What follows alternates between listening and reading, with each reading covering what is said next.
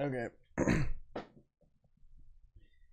right. Welcome to the third episode of the Real Bev podcast. I'm Marcus, I'm Teller. and yeah, it's good to be back. This is being recorded like a week before the Oscars. I guess a couple days before the Oscars. Oh, is it really? Yeah, the Oscars are Sunday. That's why I was I actually haven't kept up with the Oscars in so long. They have lost all credibility to me, I'm not gonna lie. why? I just don't think that they have made a correct decision other than maybe Parasite in the last 10 years. Well, hold the fucking Shape of Water. Winning was pretty cool. It is alright. 10 years might be a little dramatic, but I mean, I think there's been a serious decline in their credibility over the years. I agree and disagree. I think that there's a lot of things they do fuck up on, but I think that overall that there's still a lot of cool and great things that they've got going on. So no, but that's actually what I was going to bring up is like what our favorite movies of last year were, or just our Holy favorite shit, it's media. taken us so long to get this together that do you remember either episode 1 or 2 was us talking about the winners and the snubs from the Oscars? It was literally episode 2. It was the last episode. So Oh this is my becoming an god. annual thing. No, it cannot. It's an annual thing. No, it's not. It's weekly. The drink of this week. I don't tell her will not be drinking this week, but I am drinking a Dos Equis. Nothing local. I want to go light. So, anywho, tell her what were your favorite movies of last year? Uh, Puss in Boots: The Last Wish. Good, good. Yes. All right. And I don't know. Hold on. Let me pull on the letterbox. You go first. Tell me some of yours. so like I don't have a specific like favorite this year. I'm trying to move away from that, but a couple that come to mind. I really liked Civil War. I thought that was the the sound design of that movie alone, and kind of just the way it stressed me out. It was very surreal, and then the imagery. I love the way that they would like show a scene, and then one of the characters would like take a photograph, and then it would splice the photograph into the shot, and it would like really focus on it with no audio. I thought that was really well done, and just it stood out to me a lot. Um, Gosh, let me think. You What else like came the out? decision they made to remain objective in the film between the two sides? Yes, yeah, I think that also, uh, it really made it feel more impactful. I mean, there's like even lines in the movie where uh, one of the soldiers that was shooting at them was they were like, "What side are you on?" He's like, "I don't know. I just shoot whoever shoots at me," kind of thing. So like a certain point, nobody really knows who they're fighting for in that war, and I thought that was Yeah. really cool. I think for me, 2024 will go down as one of the biggest years of film frustration. What do Like, you there were mean? so many movies last year that just, like, annoyed the ever living hell out of me. I mean, for one, the antithesis to Puss in Boots: The Last Wish, Night Swim, creating the opposite end of the spectrum, where we got probably the worst acting performance of all time from Wyatt Russell. I mean, Unironically, one of the worst horror films ever made.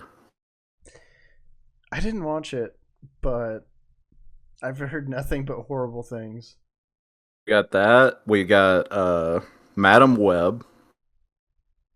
Man, you know what pisses me the fuck off is the fact that I sat through that in the theater. I was the only one in the auditorium, and I didn't pay money for that fucking movie, and I still wanted a refund. Like that movie was dog shit.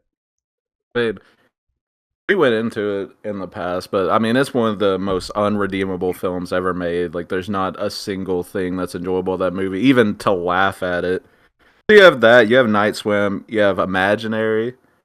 You have Watchers, which is one of the most frustrating disappointments in the end. You had Watch. the pinnacle of just trash in I Saw the TV Glow. You know, we can both agree on that. It's a really pretty movie, and it has some. It actually is probably my favorite cinematography out of every movie this year. It's a really pretty movie, but holy shit, is it a terrible movie? It is just slow It is one. and But just nothing but dialogue. It's like it's saying a lot of things, but not really sure what you're quite sure what you're trying to say. And it sucks because I really wanted to like that movie, but I just couldn't get into it. it is one of the most self-indulgent ego strokes of a film that I have ever watched. Like it genuinely believes that it is saying something while being nothing but cool shots on a screen. Yeah, no, I agree. I Um, fully contest, as I've said before, that any meaning attributed to that movie is attributed after the fact. That the filmmakers had no intentions of saying anything with that film. yeah, I agree. I mean, I feel like there are not just this movie in particular, but I feel like in the past there have been movies where after the movies came out, people have came up with theories or ideas, and then like the director, sometimes even games, like the developers will be like, "Yeah, no, that was what we were intending to do the whole time," but it's like very clearly they weren't. Yeah, Um, I think like 2024 compared to like a lot of years in the past. I don't think the best movies were like the stereotypical best movies. Like I don't think you had a lot of like dramas and other things really leading the pack. I think it was a lot more like action and suspense and like movies that don't fit the mold of what you think of movie of the year type films. what do you mean? Like, what are some examples? Like I think some of the best like movies, at least for me personally, that I think were successful films were things like Dune or Kingdom of the Planet of the Apes or things like that aren't like are not your Moonlights or La La Lands or like those kind of stereotypical like best movies.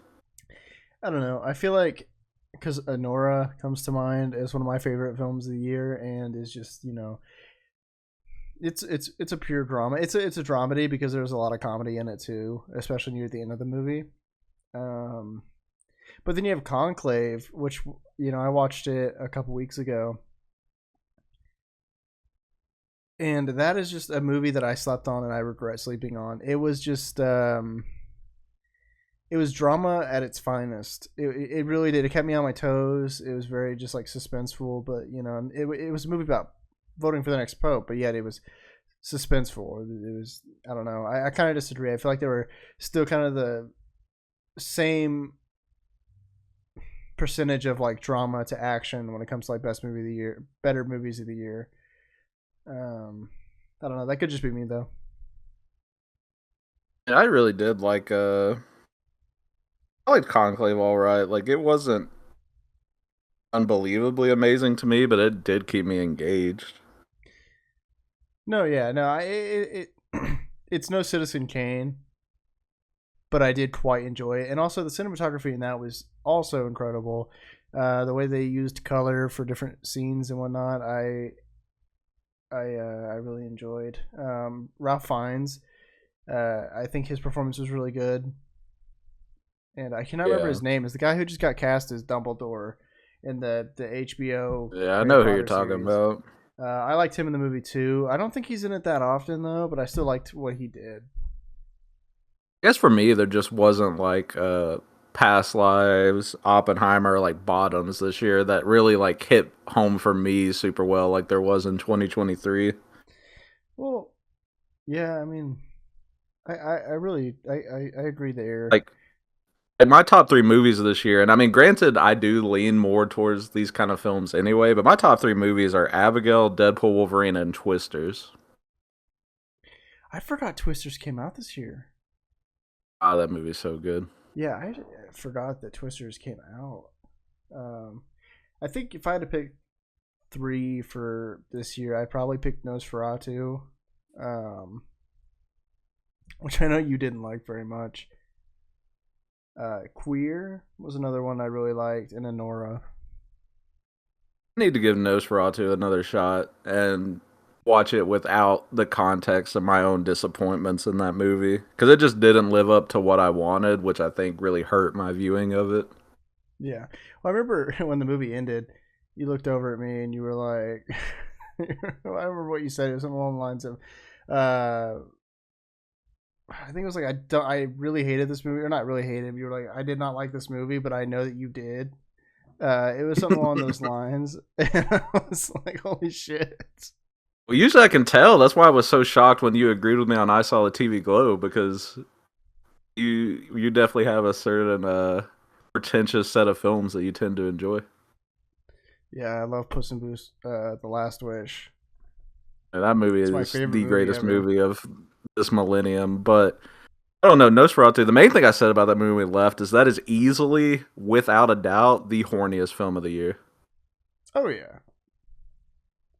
yeah, it Like has no no question. right.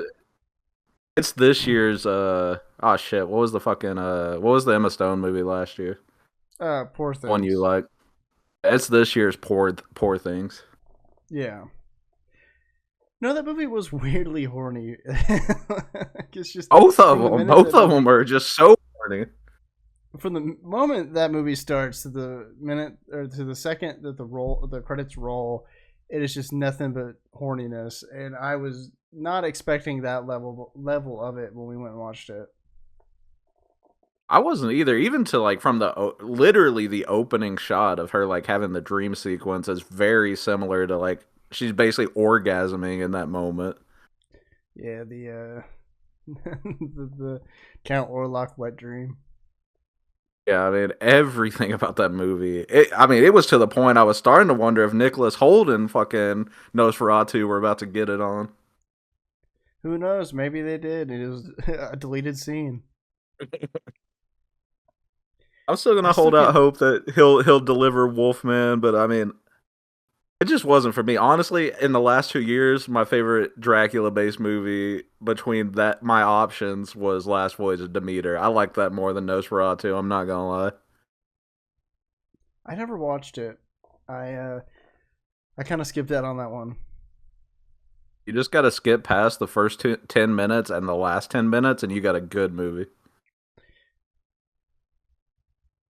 That's so weird that it's just like just the They're basically just the middle. Yeah. if they're not on the boat, don't watch it. It's only good when they're on the boat. I mean, if you're making a movie about being on a boat, that's technically a good thing. I know, and them getting on the boat and getting off the boat are the worst parts of the movie. What the fuck? You put that aside, and you got something good. Do you think Count Orlok and Nosferatu? Do you do you think that he just kind of like gets Morningwood and he's like, oh fuck, I gotta do something about this, you know? Like, do you think that's the plot of the movie? So Like, we're just determined to never be monetized. no, I mean, like, do you think he just woke up and he's like, fuck it, god damn it, now I have to do something about this? I gotta go find the first white woman I see and Yeah, I seduce her. mean, it's just a thought. Like, that's basically the premise of the movie is that he just Oh, woke up one day and he was like, ah, shit, I gotta deal with this. So, you're gonna dream of me again. this is completely not related to that at all. But I did not realize the entire time we were watching Nosferatu that her friend, the one that's married to Aaron Taylor Johnson in the movie, I did not realize that that was the girl from Deadpool and Wolverine. Yeah, that's the what is her? It's Xavier's sister. Yeah, Something Nova. Cassandra Nova. Yeah, thank you. At no point did I realize that was her. I guess the hair threw me off. Don't way to deceive. Tell her just shave your head and he won't know who you are. That's the opposite. You gotta grow hair, and I won't know Well, who I mean, you it are. works both ways, man. I will say Aaron Taylor Johnson was easily my favorite part of that movie. He was cool. I On liked my, how bad his performance was. I was about to say on my third rewatch, I honestly was pretty annoyed by him. It's so bad, but at least it's the only thing I can find enjoyment in. Like, I'm pretty sure he did not want to fucking be in that movie. Oh, Like, he at did not. all. He They was had just him kind of filming like, that between takes on fucking Craven, and he just didn't want to be there. I don't know, like, which one would you rather be on, Craven or that? Neither. I, I don't know. That's, yeah. No, I don't want to be on Nosferatu. That seems like it'd be fun. And this is a very serious question, Yep. is Aaron Taylor Johnson the most successful grooming victim in Hollywood? Welcome to Watch Mojo's top 10 grooming actors that were groomed. Number 1, Aaron Taylor Johnson. Number 2, possibly Millie Bobby Brown. He's been great ever since. He's been great ever since Kick-Ass. I think these last couple of films, they're a little trip up, but I fully believe in Aaron Taylor Johnson to get back on course. I think he's a phenomenal actor when given the right script. He was the front runner to be the next James Bond, and then they sold the rights to Amazon. So who fucking knows who's going to be James Bond? I do. People are what? I do. Do what? I already know who it is. Who is it? Melissa McCarthy. I'd watch it. Yeah, I'd fucking watch it. Unironically, that spy movie she did with Jude Law and fucking Jason Statham was not a bad movie. I'm trying to think of what you're talking about. I forgot the name of it. I think it's literally just called Spy or something like that, but it was honestly not a bad film. I don't think I know what you're talking about. It was her. She worked as like the assistant for Jude Law, who was basically 007, and he gets captured. So her and Jason Statham have to team up to save him. Huh. I'll have to watch it. That sounds like it'd be like a bad good movie. It's honestly Or pretty good fun. bad movie. I'm a sucker for Jason Statham and Jude Law. Do you see that he has another movie coming out by the director of the Beekeeper? No, but Yeah, I fucking forgot what the name of it is. Hang on, I can pull it up. I stand by the Meg movies being good. Both of them? No, Yes. the first one it's fun, but the second one is just dog shit, man. Dude, Meg 2 3D was unironically a better Jurassic Park movie than any of the Jurassic World films. Why? It was actually fun. Why would you say that? Wait, you say Jurassic World or Jurassic Park? I said it was a better Jurassic Park movie than any of the Jurassic World films. I can almost agree with that. I thought you were just shit talking all of the Jurassic Park movies, and I No, was like, no. dude, no. No, specifically Jurassic World, especially the third one where they had the same reveal as The Happening.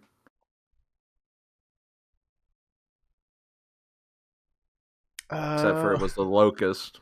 Yeah, I had to had to think about it for a second. His movie is called A Working Man. It's about a working man that's actually a hitman, I think, or maybe like a spy. You know, just classic Jason Statham movies. That's very original for him. I'm kind of shocked that he's stepping out of his comfort zone. Yeah, no, I'm kind of worried about him. It's all jokes until Jason Statham wins a fucking Oscar one day. Well, the fact that Dwayne Johnson's in a fucking Martin Scorsese movie means he'll probably get nominated for an Oscar. I swear to God, if that happens, dude, I'm gonna lose it. Let's not act like Martin Scorsese hasn't driven off a cliff over the last few years. His films have not been Martin Scorsese level. What? No, The Irishman. Silence. Was Irishman amazing. is too damn long, and Silence is boring as hell. You're boring as hell. Take it back. That's not what your mom said. Well, anyways, thanks for watching, guy. No, what the fuck did he just? What was his newest movie? The Irishman wasn't horrible, but you cannot tell me that film didn't need to be trimmed by about half an hour. Eh. It Killers of went the on Flower Moon, I'll too give it to you long. though. I mean, I haven't seen all of it, but I've seen a couple scenes, and I'm like, I don't know about this. But I guess I haven't seen it out of context, so I don't know for sure. I don't know. Killer's Flower Moon is hard for me to judge because I've read the book, and the book is obviously significantly better. So it's kind of hard for me to unbiasedly look at that film.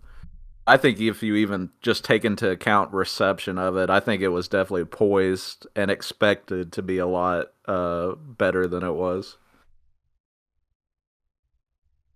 Maybe. I feel like the problem with also the fact that it's 4 fucking hours. The fact that the problem with making a 4 hour movie is like the Brutalist is kind of in the same spot. How can you find the time to watch it? Oh, also, you got to make it worth it. Like I feel like all these films that have started to try to hit this 3.5 hour, 4 hour film mark, they're doing it as a fad and a trend, not because they actually have something to say. Yeah, it's just it was really hard for me when we had both the Brutalist and um, Killers of the Flower Moon in theaters to actually want to go watch it because I'm like, it's 4 fucking hours. You go in at 1 o'clock and it's 5 o'clock. You know that's how time works. But uh, it's just so much of your day is gone. And they Uh, don't do enough to justify that run length. There's nothing they're saying in there that they couldn't have said in an hour and a half to 2 hours. yeah, and I mean, you run into the because I'm also not saying that they're not good movies, but you just run into the problem when you're trying to go watch it is what if you didn't like it and then you just spent your entire day there.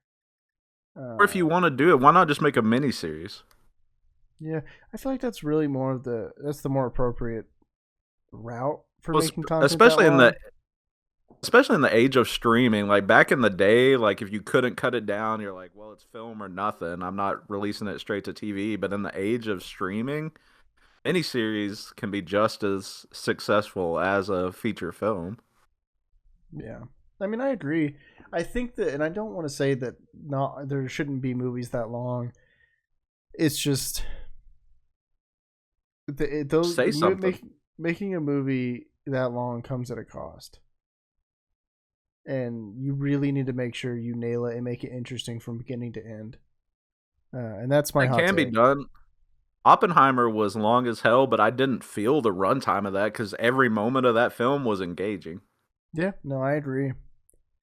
If you can make a movie that long and keep it just entertaining, engaging, and also just still true to what you're trying to make it, then go for it. But if you have to make a movie 4 hours long to get your point across, I don't know. There is a gray area, but for the most part, just make a mini series. Yeah, or just hire another screenwriter that doesn't need that long to get their point across.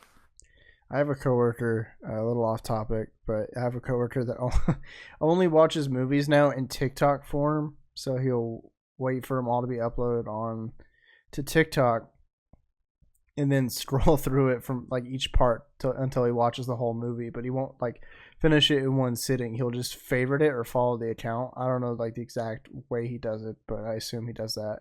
And then just goes to scroll through the entire movie. And I think he did it with Oppenheimer because every time I'd work with him, he would give me Oh my updates on where god. he was at in Oppenheimer on TikTok.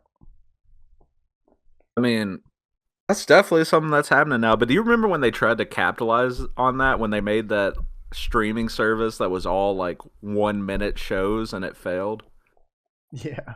Well, I remember what fucking what I think it was Mean Girls that they published the entirety of the movie on TikTok, like the actual official production company My or god. studio on TikTok is like a part of its anniversary.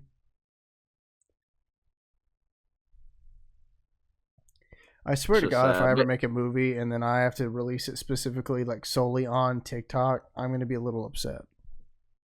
Well, I'm still hoping and praying they don't follow through. But do you remember when they announced the Hercules live action and they said it was going to be inspired by TikTok? I I forgot about that, but yeah. I'm just praying that movie doesn't come out at this point because it's been a minute. Who knows? I mean, like fucking Shrek 5, the teaser they released today is about apparently, and I hope to God this is not what the actual fucking movie's about. Is Shrek discovering memes about himself?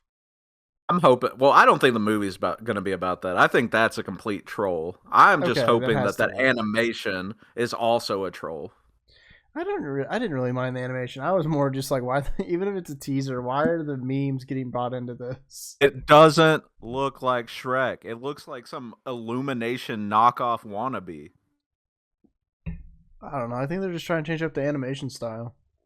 Well, they can do that and do it well. They changed up the animation for the greatest movie of the modern era, Puss in Boots: The Last Wish, and that looked fantastic. They went with like a Spider-Man Into the Spider-Verse route with that, and it looked gorgeous. But I don't know what the hell they're doing. It looks like the damn Smurfs movie. This, which one? Like the new one? Like the newer one they did where they were more like animated but they still had kind of like a CGI realistic effect to them. That's what it looks like. Like I don't need to see the detailed hairs on Donkey from Shrek. I need Shrek in 5D. It's going to be terrible. And the biggest issue, people aren't even talking about the biggest issue with the film. What's that? Animation is worrying, but what's more worrying is where's Puss in Boots? Why is Antonio Banderas not listed in that announcement? Didn't they say he wasn't going to be in the Shrek movie? I don't know. Puss in Boots: The Last Wish, the greatest movie of the modern era, ended with them pulling up to Far, Far Away and promising greater adventures. Well, what if the post-credit scene of Shrek 5 is them getting together, and the next movie is going to be called Shrek and Puss in Boots? Why can't the next movie just be Puss in Boots: The Last Wish too? You know they're making it, dude. Let's honest question. Yeah. You think he's not going to be in it because they have now realized that Puss in Boots has surpassed the Shrek universe and they don't want to be bogged down by lesser material? I don't think Puss in Boots is quite past Shrek just because of his level of being memes. Until there's a equivalent of Shrek is Love, Shrek is Life for Puss in Boots, he's not even close. Puss in Boots: The Last Wish is without a doubt a better narrative than anything else in the Shrek universe. But what about It's not even close.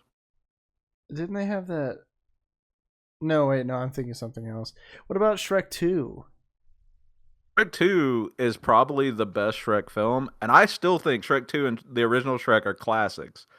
But they are classics in a different way where you have fun with them because of their mocking of like the Disney fairy tale style, and it's a completely different type of story. I think as a written narrative, Puss in Boots: The Last Wish surpasses them as far as like a story. I mean, yeah, I have to agree with that. It's kind of how like I think that I genuinely believe that Rogue One is the best pure film that Star Wars has ever made, not necessarily in being a perfect Star Wars film, but in being an actually just good film outside of being a Star Wars property. Well, Rogue One is my favorite Star Wars movie. It was just really nice having a Star Wars movie that wasn't just the same formula. Gareth Edwards does not miss. He makes his Vietnam alternate universe movie every time, and it succeeds every time. I really want to see the creator. I still haven't watched it. Oh my god, you would love the creator. Creator is so good. It is literally just Rogue One and Godzilla, but with AI. But it is so good. He doesn't miss. Yeah, I really want to. I think I started it and then I fell asleep. Not like in a dissing way. I'm really bad about putting movies on and then I'll just pass out. Creator is kind of like also a slower movie. It's one of those movies that somehow is engaging and interesting, but kind of goes at its own slower pace. No, I get that. That's how Puss in Boots Last Wish is. Puss in Boots: The Last Wish is a thrill ride from opening credit to ending. Do you think if someone took Puss in Boots and then took his tail and like pulled it, that he would spin like a Beyblade? He spins like a Beyblade all the time in the movie. Yeah, but in this context, Like his signature attack. Do you think if someone grabbed him and just ripped his tail, he'd spin like a Beyblade? Case in point, and that's why Shrek is still the better IP. If the Oscars were honest with themselves, Puss in Boots: Last Wish would have won Best Animated Feature. What beat it? Wasn't it fucking wait? What did win? I don't remember. What year was it? 2023. The year 23? That was like 2,000 years ago.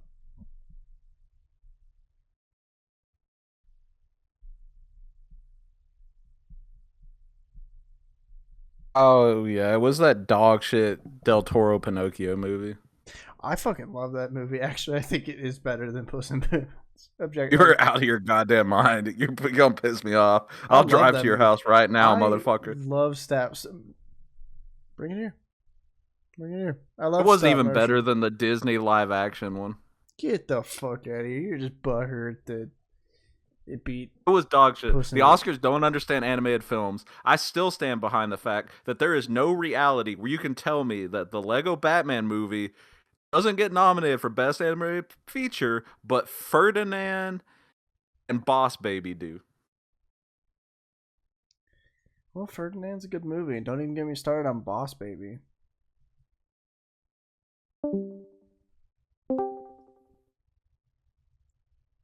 Look who came crawling back. I'm about to drive to your house right now. Dude, Boss Baby is a cinematic masterpiece. The way that Boss Alec Baby Baldwin is a very portrays okay his film. character. No, the way that Alec Baldwin portrays his character truly makes me think he deserved an Oscar for that. You know what animated movie means a lot to me that absolutely the entire world has forgotten about? What's that? Storks. I have only seen the scene where the wolves find the baby and they're like trying to figure out what to do with it. I unironically cried in all 4 times that I watched that movie in theaters. My partner really likes that movie. We keep talking about watching it, but we never do. The funniest moment was when I was watching it the 4th time. It was a 3D showing, and I was the only one in the theater. And it gets in a movie, and a usher comes in to collect my single 3D glass while I'm just sitting there bawling my eyes out to the 4th rewatch of Storks. It's a lot of rewatches for not Boss Baby. It's better than Boss Baby. You know what? The next episode, I'm gonna dress up in a suit and I'm gonna be Boss Baby.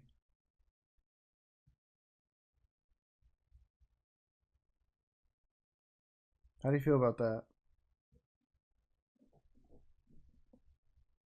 Premium content, Boss Baby.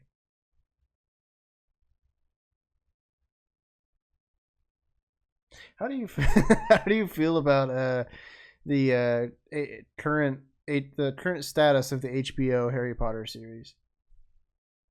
I just don't understand why they're just not making other stories in the Harry Potter universe. Like, what do you mean? Why Well, are we no. doing a remake when we could just tell other stories? I still don't understand why they're not doing like a Snape prequel. Do a Marauder show. Do something. Create an old new story. Yeah. Set it in a different time period, like Hogwarts Legacy, which was wildly successful. Like, why do we need a remake right now? No, I agree 100%. I think it's fucking stupid. But the cast keeps getting announced, and I just don't know how to feel about it.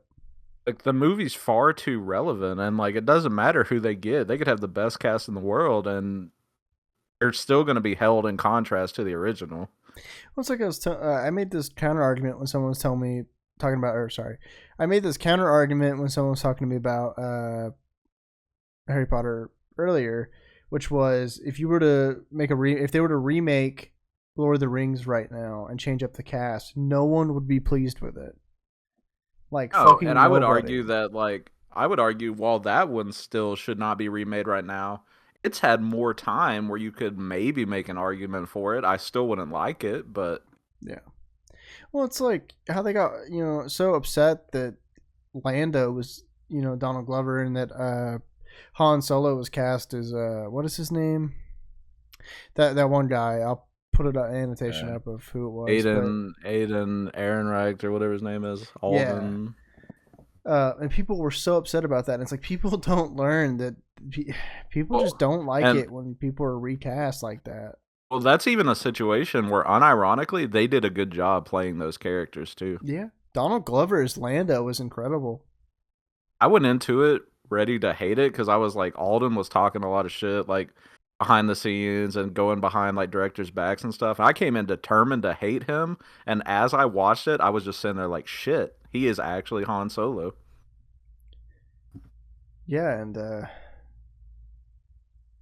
I I don't know. I just don't like him at all. So I really wanted to hate him, dude. I'm just gonna be honest. You don't like Alden? No, Why? I can't remember. When I watched it, I had some beef with him for some reason, but I can't remember what it is. So I get it squashed now. So I need to rewatch the movie. Me, he's like a slightly less good version of Chronicle Boy. What's that Are you dude's talking name? about the what is it? Dane DeHaan? Yeah, he's like a less good Dane DeHaan. Yeah, I can agree with that. Man, what I has he really been like up Dane DeHaan. to? Whatever happened to He Dane was in DeHaan? Oppenheimer, Yeah, but like other than that, like I don't think I've and seen him in anything.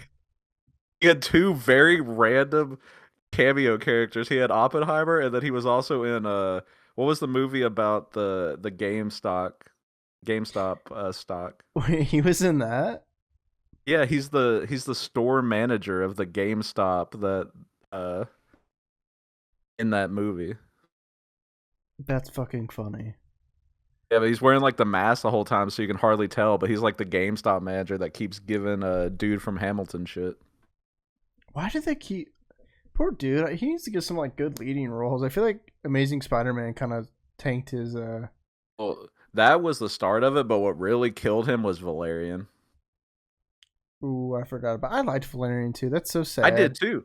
I have the steelbook of it. I actually enjoy that movie, but it bombed so hard because that was his and Cara Delevingne's chance to be big time. Yeah, I remember keeping up with the ticket sales and stuff, and it just nothing when it Oh, came it out. absolutely bombed, and I really enjoyed that movie. I thought it was fun. I really liked that single shot scene where he's like charging through like the different walls of like the substation and the chase scene. Like Yeah, I actually enjoyed that movie. Even Rihanna was pretty good in that movie. I forgot Rihanna was in that. Yeah, she did a pretty good job. Yeah, man, that's such a good movie. I hate that bombed, but yeah, no, his career kind of tanked badly, and that sucks because he's a really talented actor. He is. I mean, he's had some really good roles. I think his chances of being a leading man are probably done unless he can like he needs to jump into one of these like A24 projects and really just like prove himself. Yeah, or he needs to go to theater for a while and then get really big there, and then pop back off to or move back on to film. Speaking of these like A24 actors, the one that's like I'm just like completely becoming obsessed with and I think has a chance to be like the new Anya Taylor-Joy is Sophie Thatcher. Yeah, I still haven't watched Yellow Jackets. Ah, it's so good. But I mean, But Maxine, Heretic, and now Companion. I was about to say, I was going to say, or sorry, I was going to ask if you've seen Companion. Oh, I'm dying to see it, but I've heard good things. It was okay. Sorry, it was good, but it wasn't great. If that makes sense. Okay, it's got a damn 94% on Rotten Tomatoes right No. now. I corrected myself. It's good, but not great, in my opinion. 94% is pretty damn good. I mean, you'll probably really enjoy it. I'm not saying I didn't like it either. I want to clarify on that. I didn't think it was amazing either. I thought her performance was the best part. Hers and I thought Jack Quaid didn't really do that great in it. Like I mean, he acted the part, but didn't really do anything to add to it. If that makes sense. you think it's better or worse than Heretic? Better. It's better than Heretic. I So that's how remember. I felt about Heretic, where I felt like the acting was the strong point of Heretic, and then like the story was meh. No, exactly. That is how Companion is. The story doesn't really fit the tone, but the acting is where it really shines, You- except for Jack Quaid. Does it have the? Do you think it has the same problem as Heretic, where you have like a really intriguing premise and it just can't deliver past the character performances? Yeah. No, I yeah, 100%. The I other would thing argue that in Heretic. I would argue in Heretic that until they make the choice of the door to go through. That movie is a 10 out of 10 until that point. yeah, man, I remember sitting there and I was I was like, this is just actually stressful to watch. Like I don't know which Huh. door, and I think until they go through there, it's damn near perfect. yeah, and then as soon as they go through the door and they go into that little creepy dungeon, it just loses Yeah, all its worth. it's Uh, definitely more of like a 6 out of 10 from there on. yeah, I'd agree. Maybe like a Like, six point not five. horrible, just not great once they go down. Yeah. Companion. Also, the thing that might have affected my outlook on Companion is I didn't realize she was an android Isn't that the until whole point of the movie? well, the first trailer didn't indicate that, like the teaser that they released, and so I that was just the saw only. the title and was like, "Oh yeah, this is what that's about." Oh, I don't know. I guess I should have really thought it out more. But when I saw the first initial like teaser trailer where she like holds her hand over the candle, I was like, Mhm. holy shit! This just looks like a tormented like couple that's like trying to do more fucked up things to each other, and I was like, that looks pretty cool. And then the second trailer came out, and I didn't watch it. And then one day, one of my friends was like, "It's about an android," and I was like, "Oh fuck me." So then when I went into it, I still kind of had that image in my head of what I thought it was. But I still Mm. think that the story itself could have been like done. I don't know, done better. But I don't know. Well, I was confused when I saw the trailer because I was like, I just watched this movie because they just released that movie with Megan Fox that's about an AI companion. Yeah, but this one's cooler. Well, I expect this one to be better, but like I watched Subservience like with my family on Netflix, and it was very like C tier like thriller, but the setup is pretty similar. I'm curious to see though, like where Sophie Thatcher's career goes from here, because I mean she's in one of the most Oh, popular TV shows right now. She was just new in season's that. about to come out. Yeah, she apparently there was some rumor and or rumor casting that she was like being eyed for a specific like Marvel type role, but I can't remember what it was now. God, I But I fucking wish. but I just I am curious to see where it goes from here because she's definitely getting some like traction. I think she could be in the X-Men movie. I don't know as what character, but I think she would fit in an X-Men film. Well, people are like cast or fan casting Margaret Qualley as Rogue from X Men, and I was like, that's actually a perfect casting. Wait, which one's Margaret Qualley again? She was in The Substance, Once Upon a Time in Hollywood, and Oh yeah, Driveway yeah, yeah, Dolls. yeah. Yeah, whenever I saw that Recognize casting, her, but haven't watched most of her movies. I think you'd like The Substance. Oh, she was in Poor Things too. Oh yeah, I forgot she was in Poor Things.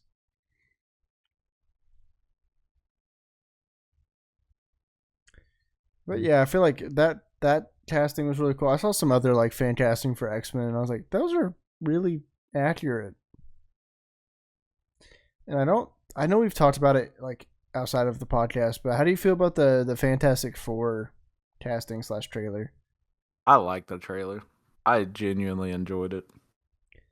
It is nice seeing them back, but I also like this alternate 1960s that they're going for.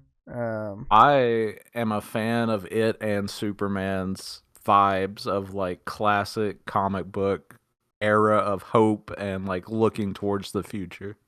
I agree. The Fantastic Four trailer also just sticks out to me because Pedro Pascal, I really love him, and I think he's going to be a good Mr. Fantastic. But it's the what is his name? The guy who plays the Thing. Don't you dare insult him. No, that's actually what I'm most looking forward to. Oh, I think that he's going to be the best part of that movie. You I got so defensive. Oh my god. because I loved everybody was hating on like the bear reference, but I loved it. Yeah, it was fun. People need to get over this. People need to understand that these are comic book movies. Let them be fun sometimes. I absolutely loved it. I'm perfectly fine with his voice. I love the sweaters for the movie, the Fantastic Four sweaters. And The Bear is in my opinion one of the best TV shows made in recent history. I have full faith in him. I need to catch up. I've seen the first 2 seasons. It's so good. Does the Forks episode happen in those? Is that in season 2? Which one's the Forks? Slight I spoiler think it for is. the It's bear. where he gets sent to work at the other restaurant. I think so.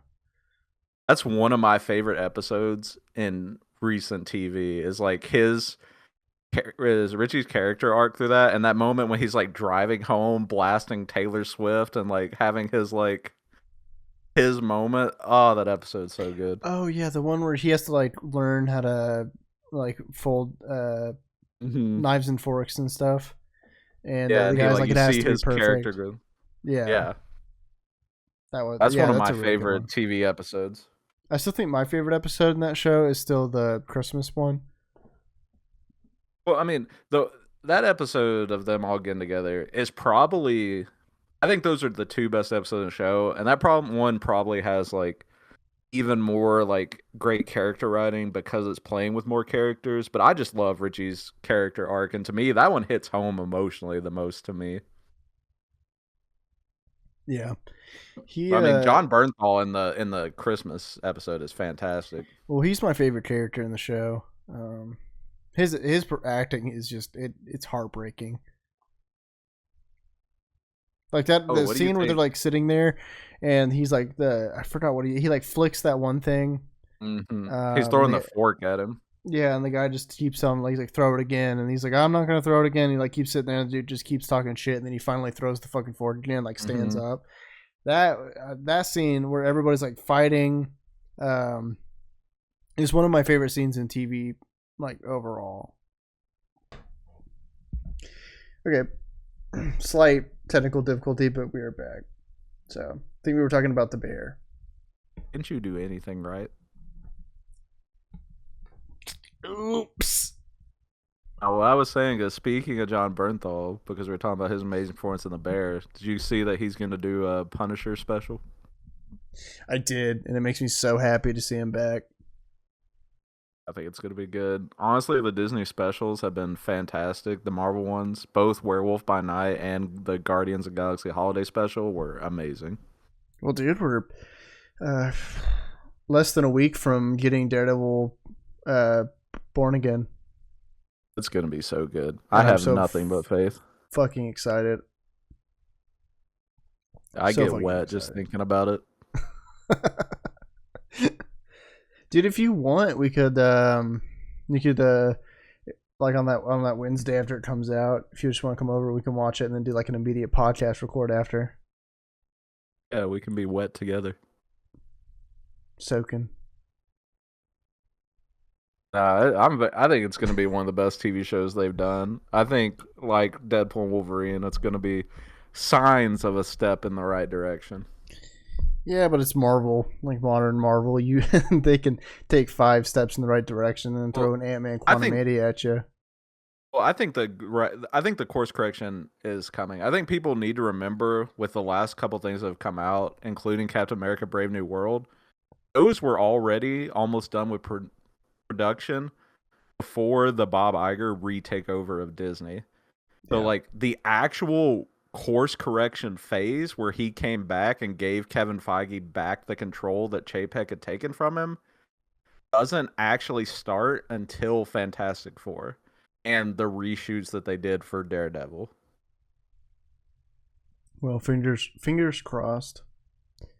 I I think want with this to be good Fantastic so Four bad. on, I think with Fantastic Four on, we're gonna see a course correction. I think it's unfortunate that they had to release the remainder of the movies that weren't up to what I think they will get back to because they already put so much money in them. But I think we are close to what will hopefully be the start of a better direction.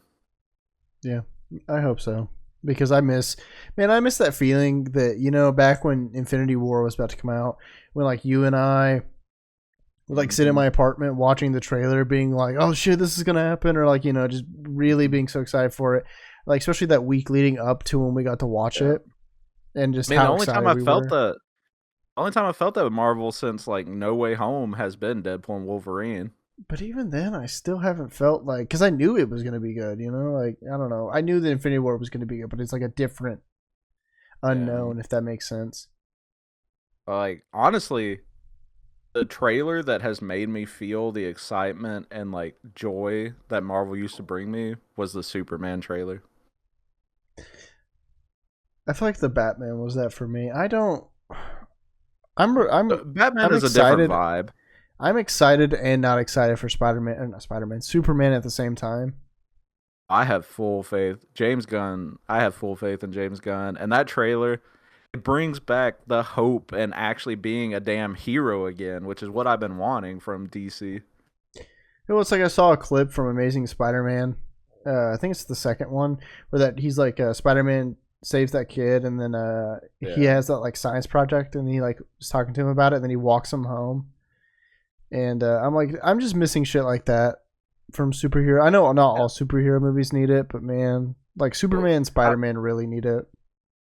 that's what I want them to be heroes again. That's what I loved in the Superman trailer. If you really notice, a lot of the money shots they did in that were not fight scenes. They were moments of Superman saving people, like when he wraps around the little girl or scenes like that.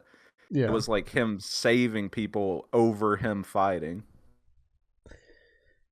Yeah, and there just needs to be less world-ending shit and more like you're doing things to save like the small thing, because I swear to God I'm tired of world-ending Yeah. stakes in every superhero movie.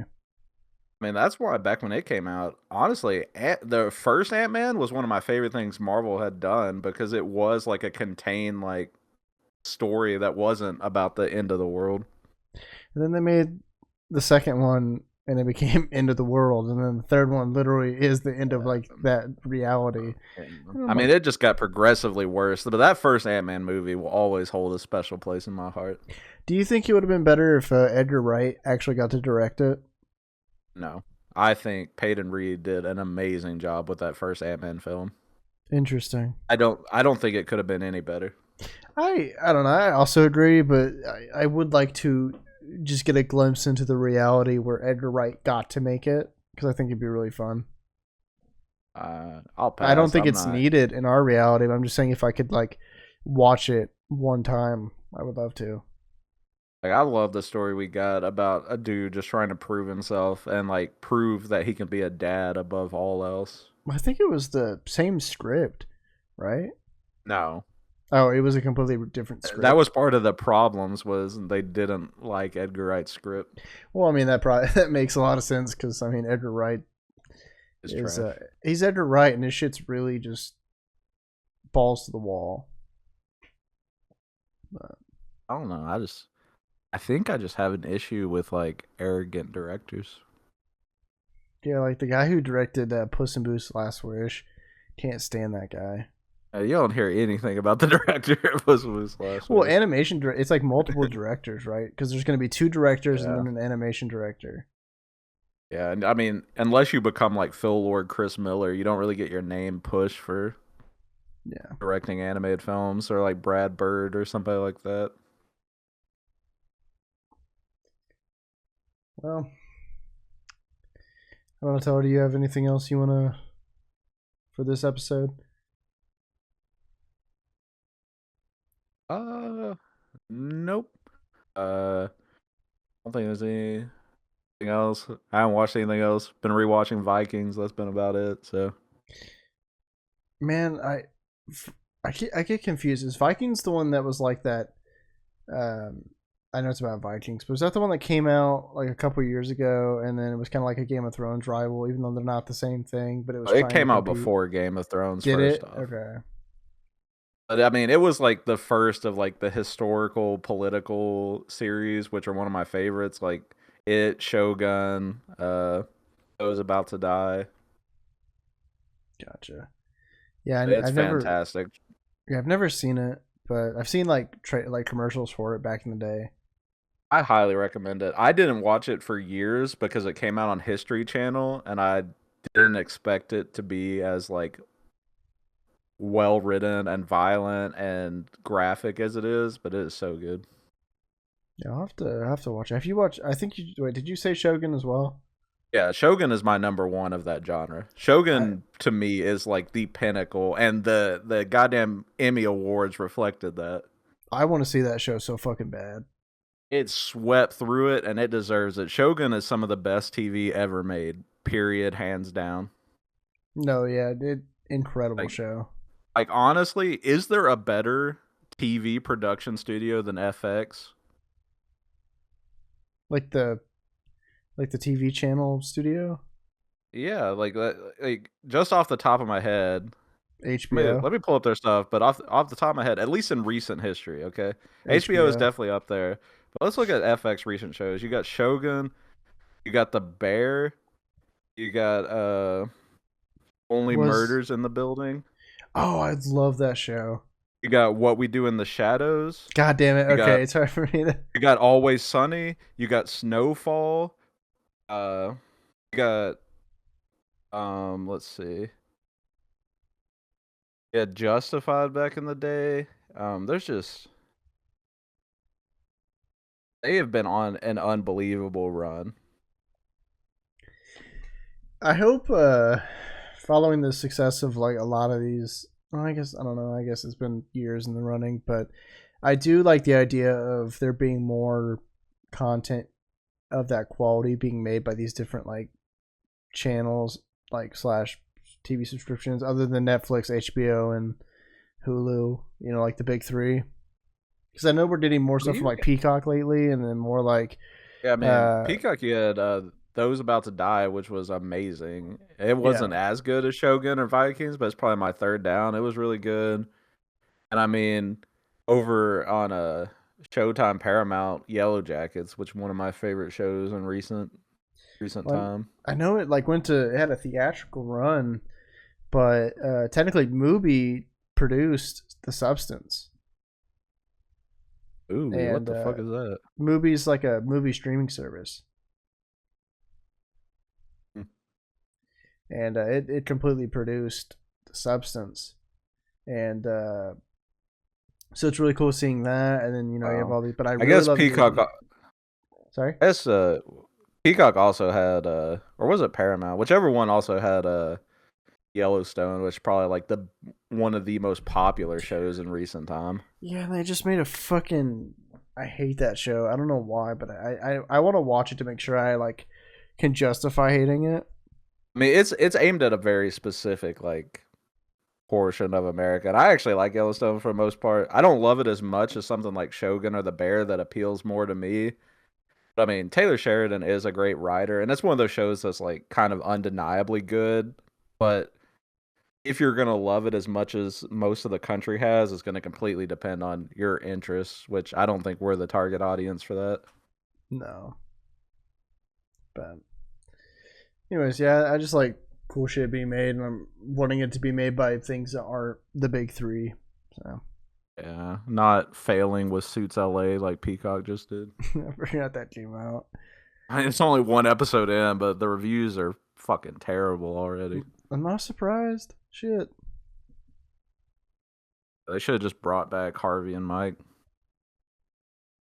They should have. They should have just made it about Saul Goodman. No, I'm not. Yeah, I'm Don't sorry. get me But, started on Breaking Bad I and Better know. Call Saul right now. We're gonna get into another rant that's gonna get people very mad at me. We'll save it for the beginning of the next episode, so that way people really see it. You know. Say your final thoughts. Anything? Any final thoughts? Um. Golly gee, I don't know. I still think that OJ did it, but other than that, I don't have anything else. All right. Touch grass. That's my final thoughts. Touched grass. Yeah, everybody touched grass. All right. thank you guys for watching. We're gonna get these out every Monday Welcome. at 7. So if you like this one, check out our other stuff. Check out our the next one, previous ones. We just appreciate you watching. So